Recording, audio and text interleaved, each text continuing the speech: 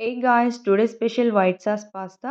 White sauce పాస్తాని cheese లేకుండా చాలా ఈజీగా ఇంట్లో ఎలా తయారు చేసుకోవాలో చూపిస్తాను, చూసేయండి. ముందుగా ఒక గిన్నెలోకి నీళ్లు పోసుకొని స్టవ్ మీద పెట్టుకొని అందులోకి కొద్దిగా నూనె, ఉప్పు వేసుకొని నీళ్లు మరిగిన తర్వాత 1 కప్పు వరకు పాస్తా వేసుకొని ఉడికించుకొని తీసి పక్కకు పెట్టేసుకోవాలి.